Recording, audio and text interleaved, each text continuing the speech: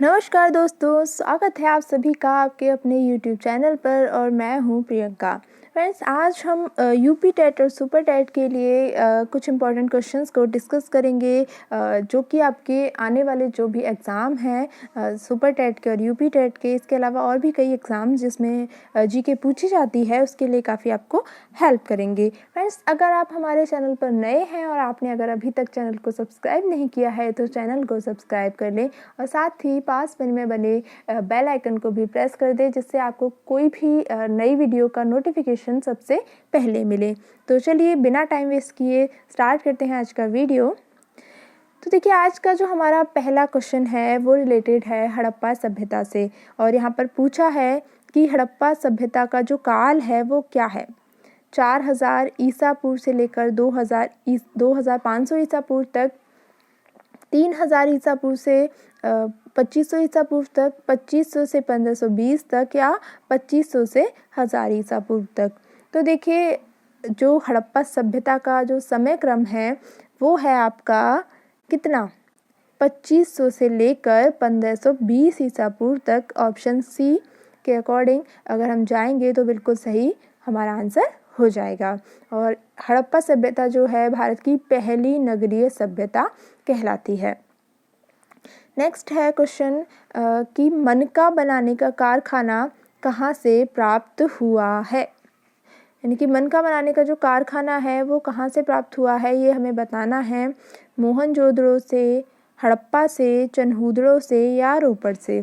तो देखिए, मनका बनाने का जो कारखाना मिला है वो मिला है आपका ऑप्शन सी, चनहूदड़ो से।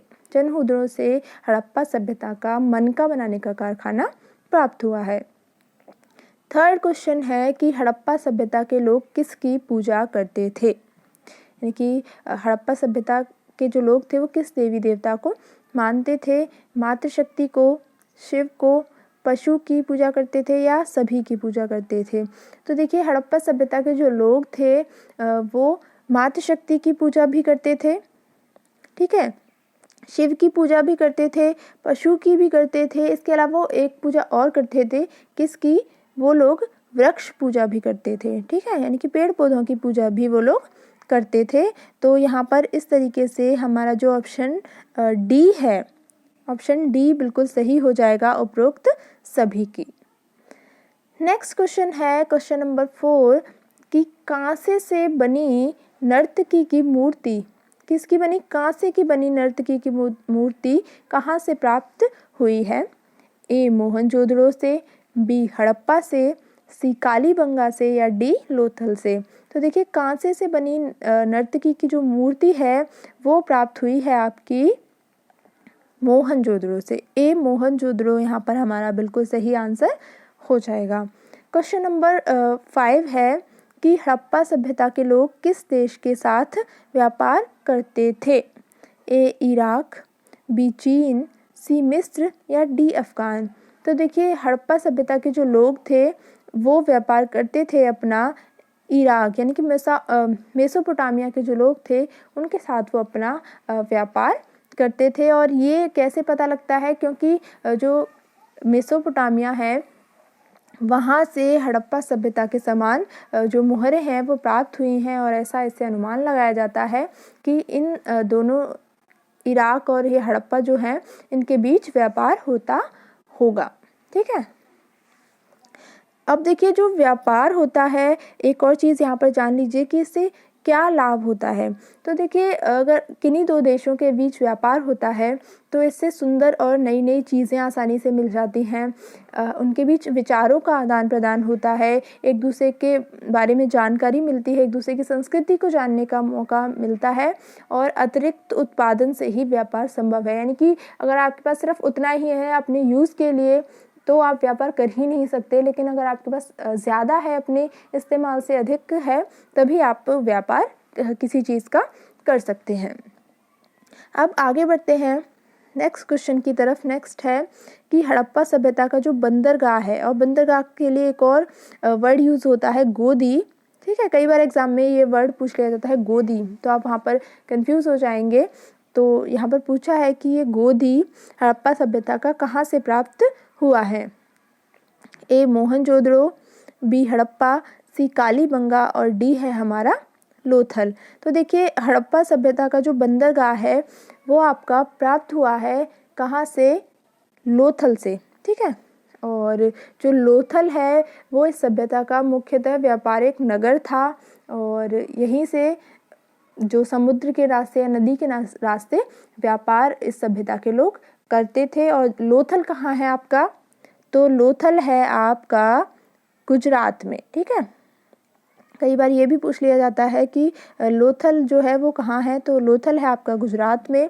कालीबंगा है आपका राजस्थान में और हड़प्पा और मोहनजोदड़ो ये जो हैं दोनों स्थल ये हैं आपके पाकिस्तान में।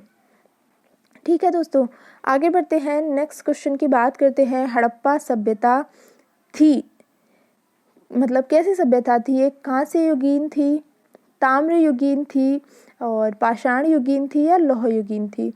तो देखिए हड़प्पा सभ्यता जो थी, अभी अगर आप गौर करेंगे तो हमने एक क्वेश्चन डिस्कस किया था कि कांसे से बनी नर्तकी की मूर्ति जो है वो मोहनजोदड़ो से प्राप्त हुई है। तो इससे हम ये अंदाज़ा लगा सकते हैं कि हड़प्पा सभ्यता एक कांस्य युगीन सभ्यता थी और हमारा ऑप्शन ए यहाँ पर बिल्कुल सही हो जाएगा। नेक्स्ट क्वेश्चन है क्वेश्चन नंबर 8, वो ये है कि नील नदी का वरदान किसे कहा जाता है? ठीक है, यानी कि नील नदी का वरदान किस सभ्यता को कहा जाता है? मिस्र की सभ्यता को, क्रीट सभ्यता को, हड़प्पा सभ्यता को या मेसोपोटामिया की सभ्यता को? तो देखिए दोस्तों, जो नील नदी का वरदान है वो मिस्र की सभ्यता को कहा जाता है। ठीक है, ऑप्शन ए यहाँ पर बिल्कुल सही हो जाएगा। और देखिए कुछ चीज़ें और जान लीजिए कि क्रीट सभ्यता जो है वो भूमध्य सागर के किनारे विकसित हुई थी और हड़प्पा सभ्यता सिंधु नदी के किनारे और मेसोपोटामिया की जो सभ्यता थी वो दजला फरात नदी के किनारे विकसित हुई थी। नेक्स्ट क्वेश्चन है कि कागज़ का आविष्कार कहाँ हुआ था? ठीक है, कागज़ का आविष्कार इराक में हुआ था, चीन में, मिस्र में या भारत में? तो देखिए काफ़ी इजी क्वेश्चन है और इम्पॉर्टेंट भी है कि कागज़ का आविष्कार सर्वप्रथम चीन में हुआ था और चीन की जो सभ्यता थी वो अब से लगभग 2500 ईसा पूर्व की थी और ये जो सभ्यता थी वो हवांगहो नदी के किनारे विकसित हुई थी। कौन सी नदी? हवांगहो नदी। ठीक है, ये भी आपको याद रखना है, काफ़ी इम्पोर्टेंट है, पूछा जा सकता है। और जो मिस्र की सभ्यता थी वो नील नदी के किनारे अभी अभी हमने डिस्कस किया था और भारत की जो सभ्यता थी ये थी हड़प्पा सभ्यता जो कि सिंधु नदी के किनारे विकसित हुई थी। अगला क्वेश्चन है कि महान द्वीप सभ्यता किसे कहते हैं? तो देखिए महान द्वीप सभ्यता कहा जाता है मिस्र सभ्यता को या क्रीट को या हड़प्पा को या मेसोपोटामिया की? तो देखिए महान क्रीट सभ्यता हम कहते हैं, महान द्वीप सभ्यता कहा जाता है क्रीट सभ्यता को। ठीक है, और ये कहाँ हुई थी? भूमध्य सागर के किनारे और इसका जो समय क्रम है वो है आपका 3000 ईसा पूर्व से लेकर 1500 ईसा पूर्व तक, 1500 ईसा पूर्व। ठीक है, 3000 से 1500। तो फ्रेंड्स ये थे आज के कुछ इंपॉर्टेंट क्वेश्चन। आई होप आपने सारे सॉल्व कर लिए होंगे और अभी आपको कमेंट करके बताना है कि आउट ऑफ 10 आपके कितने सही थे और आपकी तैयारी किस तरीके की चल रही है।